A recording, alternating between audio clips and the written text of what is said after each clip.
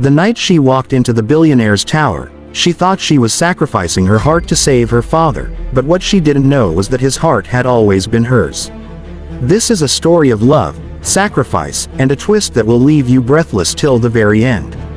If you enjoy emotional, heart-touching stories like this one, make sure to subscribe so you never miss the next tale that could change the way you see love forever. The rain fell in silver sheets against the glowing glass towers of the city, the kind of night that whispered secrets only the desperate would dare to hear. She stood outside one of those towers, shivering under a broken umbrella, clutching a folder filled with documents that smelled faintly of ink and hopelessness. For most, this building was a symbol of power, of wealth, of a life unreachable. For her, tonight, it was the line between her father's life and ruin. She had promised herself she would do anything, anything at all, if it meant saving him. What she didn't know was that the man inside, the ruthless billionaire people called cruel, untouchable, and cold-hearted, had already been carrying her in his heart for far longer than she could imagine. And she was about to step into a game she thought she was playing, unaware he had written the rules with only her in mind. It had begun with her father's debt. A series of failed ventures, compounded interest, and unfortunate partnerships had dragged him down into an abyss he couldn't climb out of. The creditors circled like vultures, and when one of them whispered that only one man could make all of it disappear with a signature, she had found herself staring at the name she both dreaded and needed, Alexander Veyron. A name that sent chills down the city's business elite. He was known for tearing down companies without flinching, for breaking rivals with a smile, for turning mercy into a myth. And yet here she was, daring to knock on his empire's front door. She had rehearsed her plan 100 times. She would bargain with him, plead if she must, even beg. And when begging wasn't enough, she would play the card she hated to think about, herself. If it took her offering her companionship, her attention, even her love, she would. Her father had sacrificed everything for her.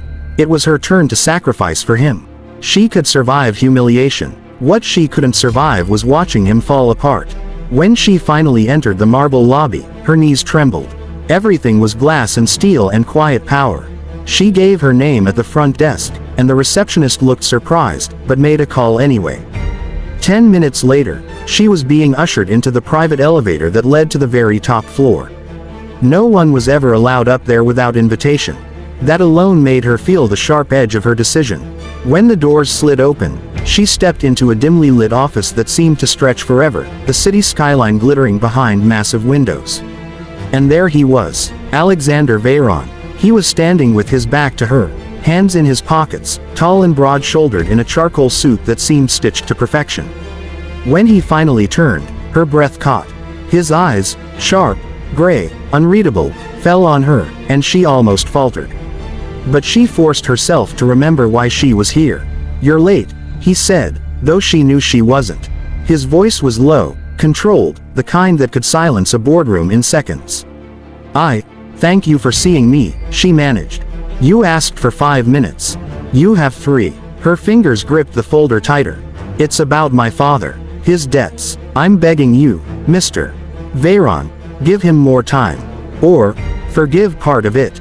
Please. He doesn't deserve to be ruined." His eyes didn't soften. "Everyone pays their price. Why should your father be different?" Her heart pounded. This was the moment. She swallowed hard. "Because I'll make it worth your while. I know what kind of man you are. Cold, unyielding. But every man has something they want. I'll give you whatever you want, if you let him go." Silence filled the air like a blade suspended above her. She thought he would laugh, mock her, throw her out. But instead, something flickered in his gaze, too brief to understand. "And what?" he asked slowly. "Do you think I want?" Her cheeks burned. "Me." He didn't move, didn't breathe. Then, finally, he spoke. "You'll regret saying that." But he didn't refuse. And that was the beginning. She found herself in a world she wasn't ready for, his world. Dinners at glittering halls, charity galas, his hand on the small of her back guiding her like she belonged there, even when she felt like an imposter. The world looked at her as if she were his newest possession, his latest conquest. And she let them. Every time she looked at her father, recovering in the quiet of their small home, she reminded herself why. 1 month. She had given herself 1 month to make him soften, to make him fall for her, so he'd let her father go forever. She thought she was clever, strategic. What she didn't know was that he had already loved her long before she ever came knocking. But Alexander didn't show it. If anything, he played the role of the cruel billionaire to perfection. He was commanding, dismissive, infuriating. He would test her, question her, remind her of the bargain she had struck. And yet, beneath it all, there were moments. Little cracks. The way his hand lingered when he touched her. The way he looked at her when he thought she wasn't watching. The quiet tenderness when he saw her shiver and wordlessly draped his jacket over her shoulders. These were things she told herself she was imagining. Because cruel men didn't love. Cruel men only took. Still, she couldn't deny the way her heart betrayed her. Every day she told herself she was acting. Every night she wondered why her heart hurt so much when she saw his loneliness behind the mask. She had been prepared to sacrifice herself. She hadn't been prepared to feel. The month passed like a storm. With each day, she sank deeper into the illusion, or the truth she didn't dare admit. By the end, she could hardly separate the game from reality. She was supposed to be making him fall for her. But sometimes, when he looked at her, she had the terrifying thought that maybe she was the one falling. And then the deadline came. She had to face him, to demand what she had fought for. Her father's freedom. She stood in his office once again, the city lights flickering like distant stars. "It's been a month," she said, forcing strength into her voice. "I kept my end. Now you keep yours. Release my father from his debts." Alexander's gaze was unreadable, but his silence pressed against her like a weight. Finally, he spoke. "You think this was about your father's debts?" Her chest tightened. "What are you talking about?" He stepped closer, and for the first time, she saw not the ruthless billionaire but the man beneath. "I've loved you for years.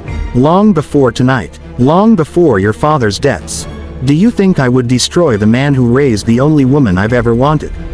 I let you come to me. I let you think you were playing a game. But the truth is, you were always mine, whether you admitted it or not." Her breath caught. The world tilted. She wanted to deny it, to scream that he was lying, manipulating her again. But deep down, she knew. She had felt it in the way he looked at her, in the way he never let her truly fall. "I hated you," she whispered. "I let you." His hand brushed her cheek, gentle where she expected force. "But I never stopped loving you." Tears burned her eyes. All this time she had believed she was sacrificing herself, that she was the one controlling the story. She hadn't realized the cruel billionaire had already surrendered his heart long before she ever set foot in his world. And maybe, just maybe, she could surrender hers too. Because sometimes the greatest love story wasn't about saving someone else. It was about realizing you were the one being saved all along. So when she finally let herself lean into him, when she whispered the words she had been too afraid to speak, the city outside seemed to hold its breath. The cruel billionaire wasn't cruel at all. He was just a man who had been waiting for the only woman who could see him. And she was the girl who thought she had to play a game to win, only to find out she had already won before it even began.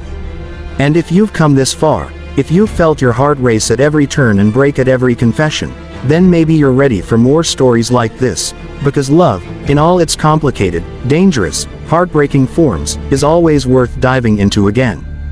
Don't forget to subscribe for the next one, because the next twist might just be the one that changes everything.